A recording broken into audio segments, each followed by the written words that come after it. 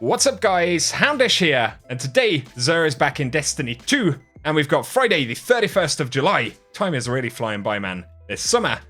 But initially, before we talk about XUR very briefly, in the Crucible, and of course Trials of Osiris this weekend, Distant Shore is going to be the featured map, so if you do jump in, have fun with that one.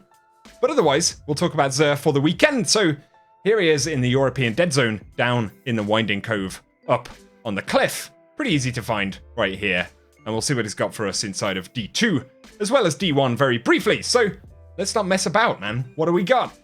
All right, Telesto. This could be an interesting one if you've never used it. Of course, a pretty famous exotic, famous mostly for breaking the game fairly consistently, so maybe something to pick up if you don't have it just yet. We do have the AEON Swift, though, for the hunters right here. Kind of unlucky hunters. With a total stat roll, though, of 66. Look at that. It would have to happen, wouldn't it? We've got the Lion Rampant, though, with 62 on the total stat roll. That's for the Titans, and then Ophidian Aspect with 61 on the total stat for the Warlocks. But otherwise, we have the Consumables, 5 of Swords, and Invitations of the 9 if it's something you are working on.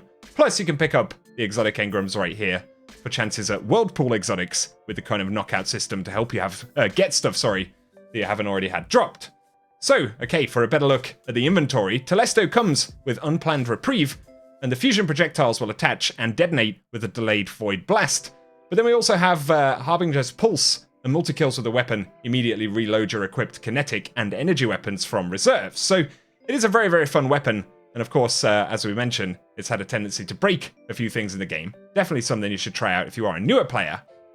But the very famous AEON Swift right here comes with AEON Energy, and dodging will grant the following to nearby cult allies, so Grenade Energy to Warlocks, Melee to Titans, and Dodge to Hunters. Kind of an interesting thing. Very high stat roll right there, leaning towards Recovery and Discipline. So decent stats, but not the most exciting of exotics, of course. The Lion Rampant, though, pretty fun one. Man, used to use this loads back in year 1, but it comes with jump jets and provides additional aerial maneuverability and enables accurate hipfire when you're in the air during lift. So a pretty good exotic, actually, if you want to glide around for long periods of time. And of course, that hipfire bonus is a lot of fun. And a decent roll right here, maybe a replacement to one you already have, leaning primarily to intellect and mobility. Mobility, not necessarily bad to have on these. But then the Ophidian Aspect right here comes with Cobra Totemic, and weapons will ready and reload very quickly, and then melee range is extended. So a pretty interesting one if you want some snappy kind of weapon behavior, and of course that extension to melee range. 61 total stat roll, so not the absolute best or worst, and that's leaning to strength and resilience right there.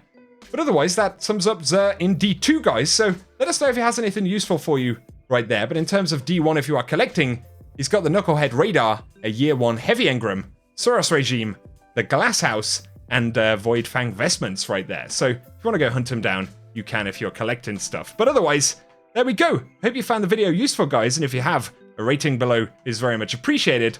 Also, feel free to hit subscribe so I can keep you posted on the world of Destiny 2. But otherwise, whatever you guys get up to, I hope you have an awesome weekend.